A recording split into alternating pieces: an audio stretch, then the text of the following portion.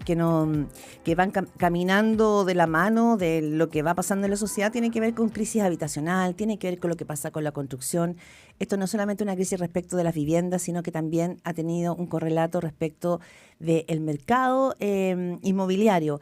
Pero hoy va a haber una actividad en la cual se reúne, Gerardo, se reúne el presidente de la Cámara Chilena de la Construcción, Alfredo Echavarría, junto a Janet Jara, ministra del Trabajo, también junto a Carlos Montes, ministro de la Vivienda, para dar el puntapié al conjunto habitacional Los Espinos, ahí en Peñalolén, pero fundamentalmente para trabajar el día, celebrar, ¿no? Honrar el Día del Trabajador y Trabajador de la Construcción. Pero hay muchos temas que envuelven esta dinámica. Queremos saludar esta mañana a Alfredo Echavarría. Muchas gracias, buen día. Gracias por estar acá en Primera Pauta. Hola Alfredo, ¿cómo estás? Muy buenos días. Claudia Álamo, Gerardo Gómez, les saludamos.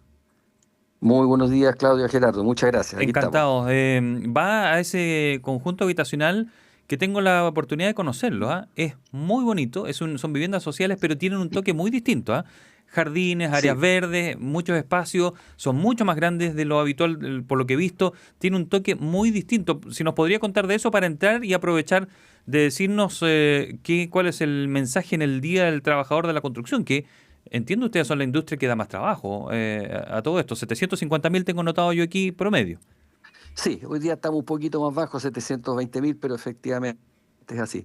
Sí, contestando a tu pregunta, Gerardo, efectivamente va a ir el ministro Monte, por supuesto va a estar la empresa y lo más importante en el día de hoy, todos los trabajadores de la obra que están haciendo esa maravilla obra que tú señalas. Está ahí en Avenida Los Presidentes y que marca no sé si un cambio, un quiebre, ¿no? En la forma de hacer la vivienda social. Allí se nota harto el cambio. Son, como digo, con un plus, con una calidad distinta. Bueno, ustedes hacen lo que el Estado les pida y supongo que serán los nuevos estándares. Sí, efectivamente, eso ya viene de hace algunos años. Inicialmente las políticas habitacionales estaban destinadas más en cantidad a resolver Claro. los problemas que había y fueron, a medida que eso fue avanzando, fueron mutando un poco, obviamente, a mejorar la calidad, la ubicación y todos los entornos. Ujú. Ahora, esto, Alfredo Echavarría, viene también, ¿no es cierto?, se celebra en un momento donde la crisis habitacional, lo estamos viendo desde diversas perspectivas, azota al país. Tenemos un número, cientos de miles de personas que no tienen vivienda, tenemos también, ¿no es cierto?, una situación compleja respecto de las tomas, los campamentos. Entonces, esta noticia probablemente llega en eso, ¿no? En la necesidad de que aquí finalmente hay un flujo que empieza como a abrirse respecto a las viviendas, en este caso en vivienda social. Pero en un panorama más amplio, ¿podríamos decir que el 2025 tiene proyecciones distintas de las que se veían desde el año pasado? No, yo creo que se han mantenido, lamentablemente, este cambio que señalaba, que va en la línea, creemos, correcta, en los últimos 8, 10 años se ha ralentizado un poco, es la menor actividad en general del país, el menor crecimiento, que por supuesto también en el sector construcción ha estado, y eso, los niveles de construcción de viviendas que ocurrieron hace 5, 6, 7, 8 años atrás, ante la pandemia, eso están en niveles más bajos. Entonces, si bien lo que se está haciendo es de la calidad que se debe hacer y ha mejorado mucho, en cantidad no estamos repuntando y así tenemos hoy día un déficit de 1 millón de viviendas, que ese es el problema que tenemos como país que tenemos que enfrentar. Ujú. Solo para entender, ¿esta problemática tiene que ver con falta de inversión, con falta de un Estado que se ha movido lento, o tiene que ver también con lo que usted señala, la necesaria proyección de que las viviendas sociales tengan otro estándar también? Y esto no es nuevo, digamos, o sea, hay aquí arquitectos en Chile como Alejandro Aravena que vienen, ¿no es cierto?, trabajando en viviendas sociales con otro estándar y con otra percepción del espacio hace ya muchos años. Entonces, ¿dónde se desacopló este Sí, a punto? ver, Sí. sí. Claudia, a ver, aquí como en todas las cosas probablemente hay temas multifactoriales, no es una sola causa que lo explica. Aquí obviamente en la última década hubo una pandemia, ¿no es cierto?, que afectó no solo a Chile, sino que a todo el mundo, hubo crisis de abastecimiento de materiales, alzas de materiales, políticas económicas en todos los países para controlar la inflación que se desató en general en el mundo, producto de todas las aportes y las inyecciones económicas que hubo que hacer, esos son factores externos. Pero también hubo en esta última década muchos factores internos que han incidido en esto. Uno, el bajo crecimiento, en parte también obviamente explicado por la pandemia, pero es más allá de eso. Hubo una reforma tributaria, en por ejemplo, a lo que tú señalabas de las tomas, Ujú. el año 2017 se derogó un decreto que establecía que las personas que participaran en tomas no iban a poder acceder a subsidio. Eso se derogó el año 2017. Después, con el estallido, hubo ahí un periodo, ¿no es cierto?, que el Estado no pudo controlar la situación y eso también impulsó se desataron las tomas y se fueron a más del doble las tomas. Entonces, es un conjunto de situaciones las que nos tienen en esta situación hoy día de 1 millón de viviendas de déficit, que es lo que tenemos que ver cómo revertir. Y ahí la forma de revertirlo es que el país vuelva a crecer, que vuelvan a haber recursos para poder dar Ya. más subsidio y la política habitacional que empiece a funcionar de nuevo. Usted escucha a Alfredo Echavarría, presidente de la Cámara Chilena de Construcción. Estábamos conversando aquí en Primera Pauta. Usted lo mencionó, el tema económico va de la mano para que ustedes se reimpulsen. Ayer se mostraba bastante optimista el ministro de Hacienda, Mario Marcel, por las cifras económicas con esta proyección que entregaba el Banco Central de cerrar el año con un crecimiento de un 2,6%. Al final de cuentas, por sobre lo estimado inicialmente, el mejor año desde la administración Boric. ¿De cuánto sirve este número para el sector? Todo sirve, y crecer al 2,6 es mejor que crecer al 2, pero lo que tenemos que acordarnos es que nuestro país 10 años atrás estaba creciendo, estuvo un periodo de unos 10 años creciendo con tasas de un 5%, y ahí bajamos la última década a tasas del 2%. Entonces, está bien, perfecto que subamos al 2,6 y ojalá este año podamos subir al 2,7 o 2,8, pero la verdad que lo que empieza a los problemas es un crecimiento mayor.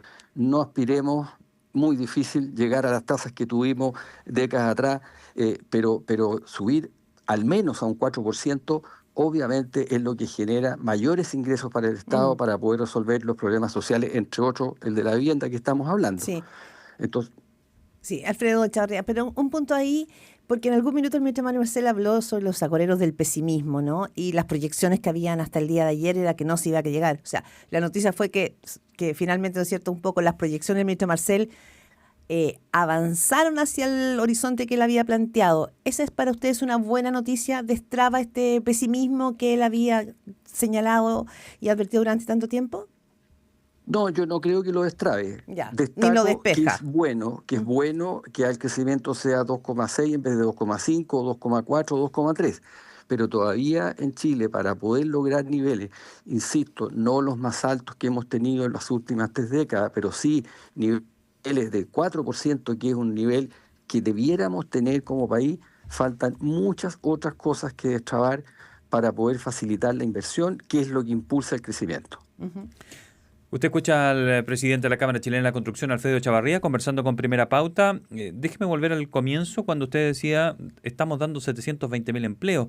Me hizo recordar una entrevista, no sé si la vio, en Chilevisión en la semana, donde un joven, él dice que él es honesto, se pone a llorar, porque él dice, yo siempre trabajé en la construcción. Y se pone a llorar porque dice, yo no me voy a dedicar a robar pese a que no tengo nada. Pero necesito que el país se reactive porque necesito volver a trabajar. Decía, yo soy maestro yesero. ¿Con qué déficit de personas están actualmente? ¿Están bajo lo que ustedes podrían dar de oferta de empleo? Sí, mira, para recordar, justo antes de la pandemia llegamos a un pico en ese momento de 804.000, 805.000 trabajadores empleados en la construcción. Eso obviamente bajó a pique, ¿no es cierto?, con la pandemia, pero se recuperó. Al año siguiente de la pandemia ya estábamos de nuevo en 800.000 trabajadores y de ahí hemos venido sistemáticamente cayendo y hoy día estamos en 720.000.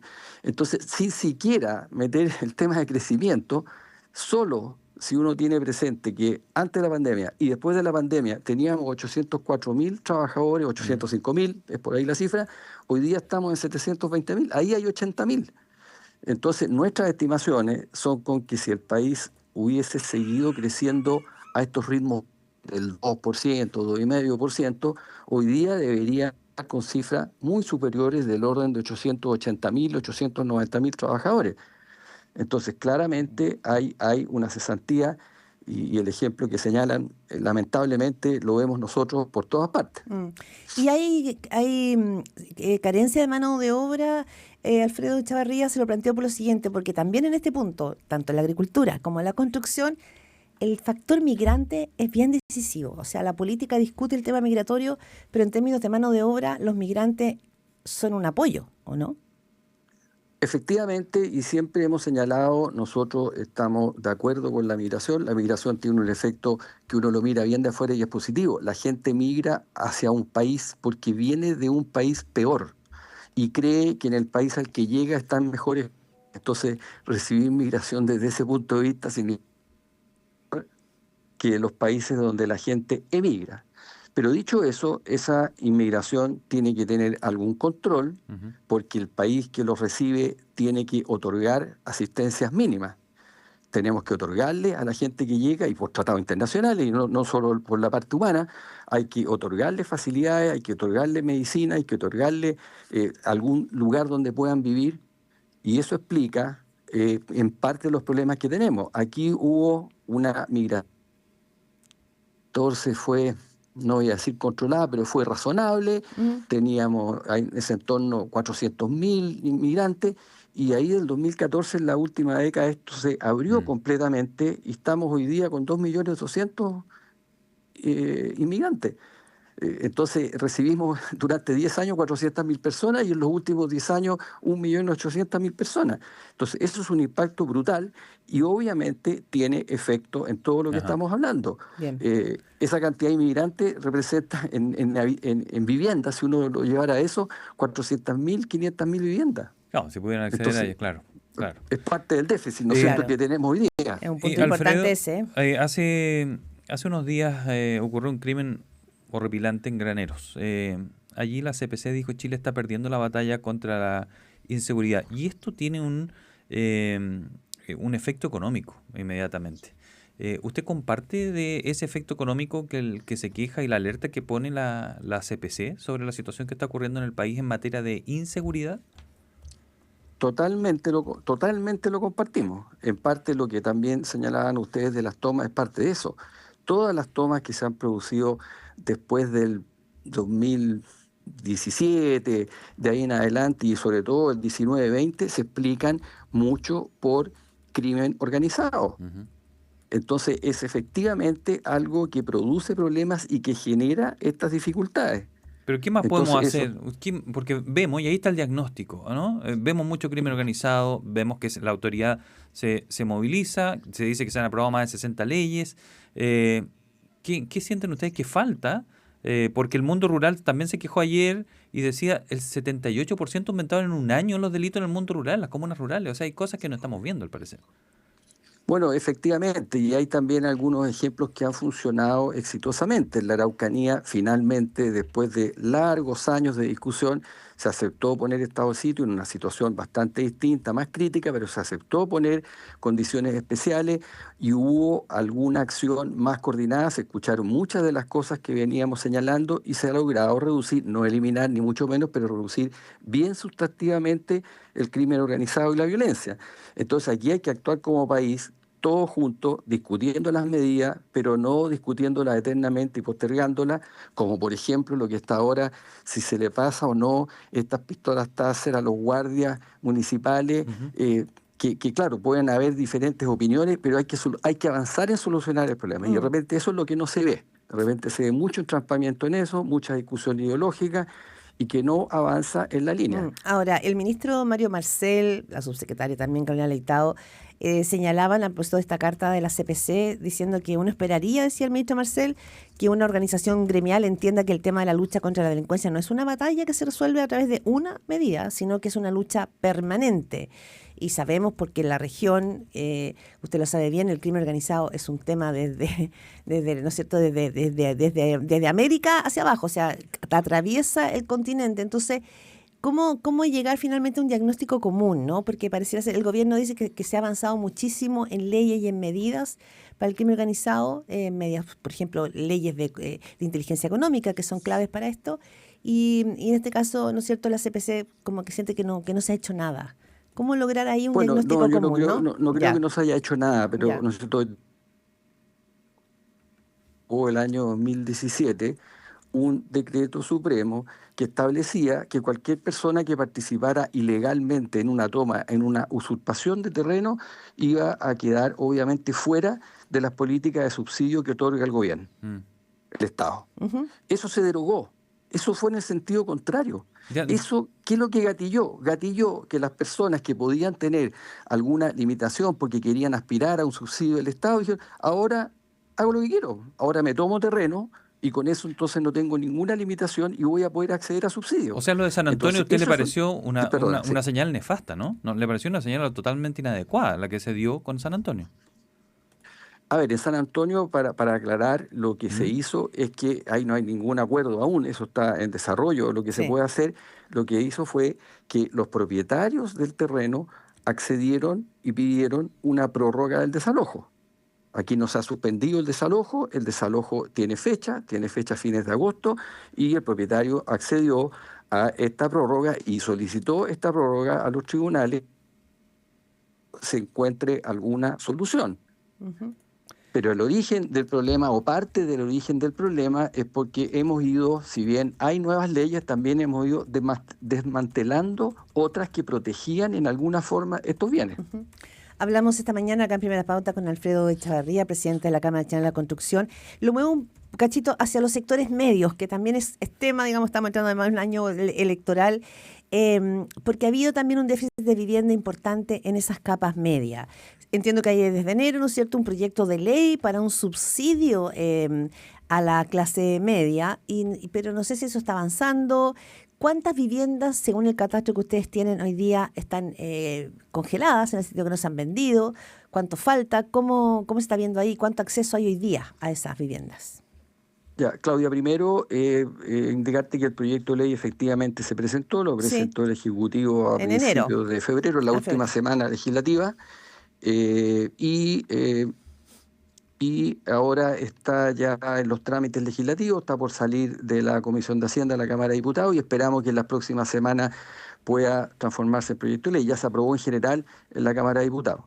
Y efectivamente ese proyecto va directamente a un segmento como el que señalabas tú, que es de viviendas de 4.000 UF hacia abajo y que va a permitir una inyección con este subsidio para que pueda aumentar la venta y con ello disminuir el déficit de habitación y el inicio de nuevos proyectos que reactiven el empleo. Y tu pregunta del stock de viviendas, hoy día son 105.000 viviendas, las que están terminadas o en proceso de terminarse, que están disponibles, pero tienen que venderse una Sí. cantidad importante de esas viviendas para que pueda reactivar el inicio de nuevos proyectos. Alfredo, mi última pregunta y agradecido su disposición. Lo último que veíamos ayer era que las tasas estaban llegando al menor nivel en un año. Ya eran números un poco más moldeables, 4,39%, habíamos estado mucho más alto. ¿Ayuda algo en esto? En la venta me refiero. Bueno, ¿O no? por Porque hay que tener supuesto, plata, cualquier una son baja las tasas y ayuda. lo otro hay que tener plata para comprarla, que son dos cosas que tienen que unirse. Son dos cosas distintas, evidentemente. Ayuda, y por eso es que el proyecto de ley que propiciamos y que solicitamos era efectivamente eso. Cuando lo impulsamos, las tasas estaban del orden de un 5%, ahora están efectivamente al 4,4%, y el subsidio que finalmente logró el Ejecutivo incorporar en el proyecto es de 0,6 puntos básicos, o sea, bajar a 3,8, más unas garantías de un FOGAES con unas garantías para los préstamos que también creemos que va a bajar y podrá llegar a 3,5, 3,6. Es una buena noticia, eso representaría una baja del orden de un 10% en los dividendos. Ujú. Entonces un dividendo, no sé, de 800.000 pesos para una familia, bueno, es 1.000.000 de pesos en el año de menor pago de dividendos. Claro, Así que son como efectivamente 76.000 eso tiene que pesos. producir un efecto positivo. Sí.